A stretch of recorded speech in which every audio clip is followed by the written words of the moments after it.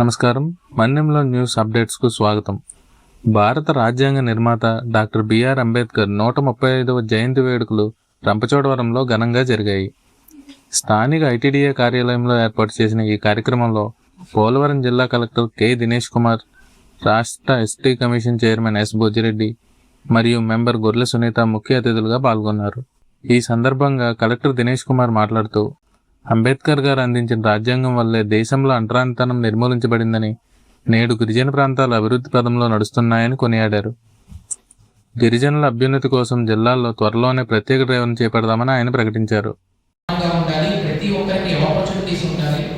ప్రతి ఒక్కరికి ఎదిగేటటువంటి అవకాశాన్ని కల్పించాలనే ఆకాంక్షతోటి ఆ కాన్స్టిట్యూషన్ డిజైన్ చేశారు.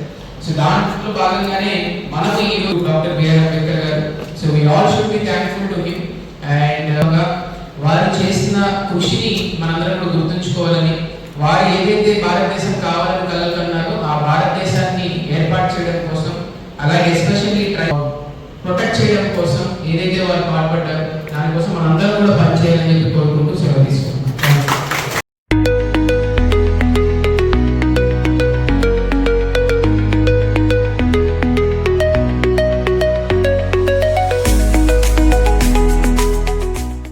అనంతరం అంబేద్కర్ సెంటర్లోని విగ్రహానికి పూలమాలలు వేసి నివాళులర్పించారు.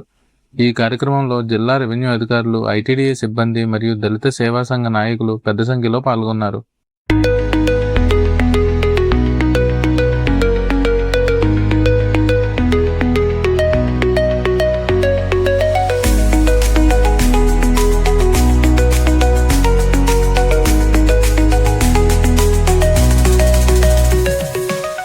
మన్యం ప్రాంతంలోని మరిన్ని తాజా వార్తలను ఎప్పటికప్పుడు తెలుసుకోవడానికి చూస్తూనే ఉండండి మన్యంలో న్యూస్.